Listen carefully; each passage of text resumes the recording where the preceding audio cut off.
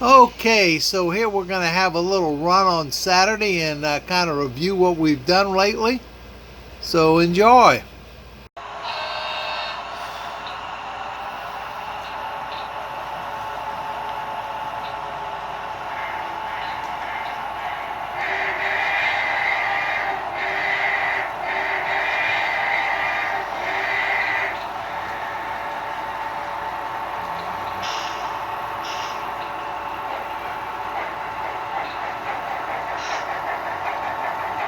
So we have our F units creeping up the Apex Silverville branch line.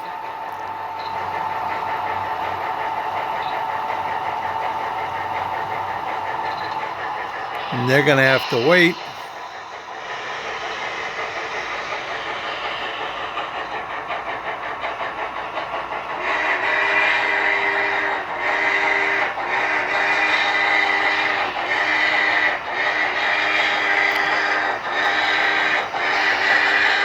Oh, I forgot to tell you, they finished with the overhaul on the 4015. So all I want to know, that is a Trix engine. That big boy is probably 25 years or longer older. I inherited it from a good friend by the name of George Miller. And we just went over our new crossing here, where we just finished all of this scenery, and we just about got the whole section here at Apex finished. We have one more area to go. We got our switch machines are installed, at least the ones that for appearance stake, and we got our signal control box in. The signals are in the other side of the room in a box, but we'll get to that. So we keep moving forward with all the scenery. And as we reviewed this before, the freight station and all this is just about finished. We got the other crossing at the other end in. Now, I'm going to stop here for just a second.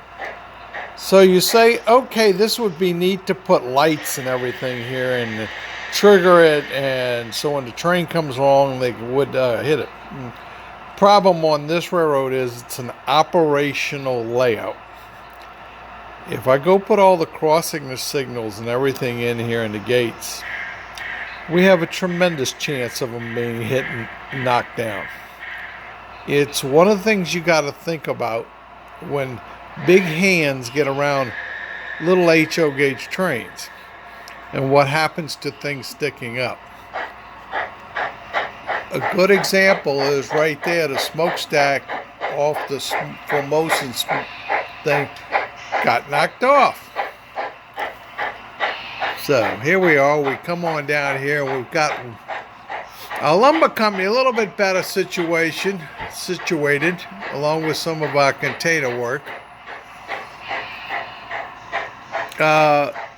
We found some wooden plugs that came out of something we had done many years ago, and I thought, oh well, these would make neat spools, so we painted them the other day, and they've been unloaded here, and the company's coming by and picking them up.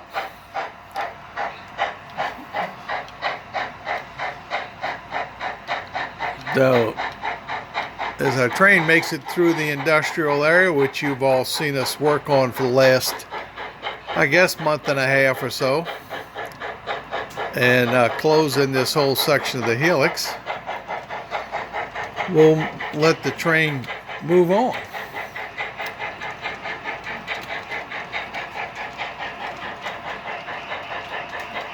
Okay. Lots of weeds and stuff typical of any railroad on the right of way. People, patience to do all this. Takes patience.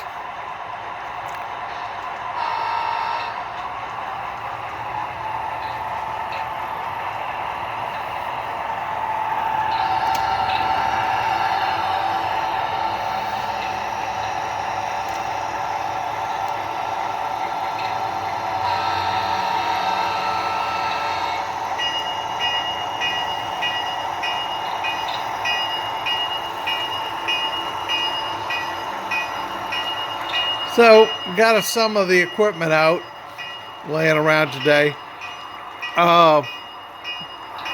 Once we go back in time, it's a way for me to keep track. I keep track of what's in the system in JMRF operation and what's not, pretty much by the trains laying out here that go back in time. This equipment here that you see running is not used during operating sessions. We may use some of the engines if somebody really wants to run them, but the cars that you see on the layout right now, those, the ones that are not moving, those are the ones that get used during the operating sessions. And here comes our train again.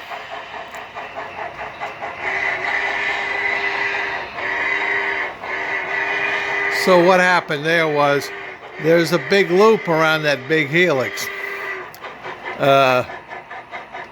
These multi-level layouts, when I just want to have trains run around, particularly for visitors and stuff, gotta have a way to do that. So we come up here and we got another train out here on the main. So we're going to slip back through on the siding.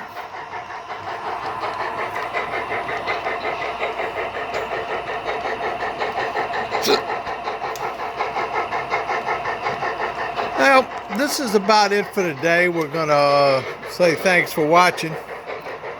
And we're going to get back to work. That's the scene from the retaining wall, and as our big boy comes climbing up through the tunnel here.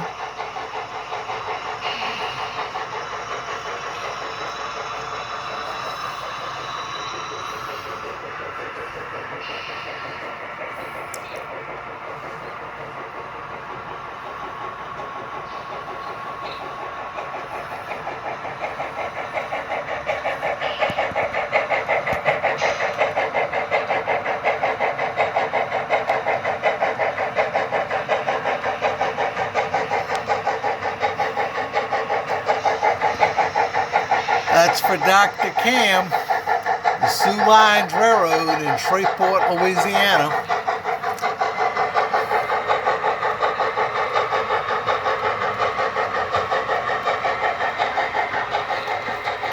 You can talk about all you want, but that engine right there, out of all my years in this hobby, that is the best running piece of equipment I have.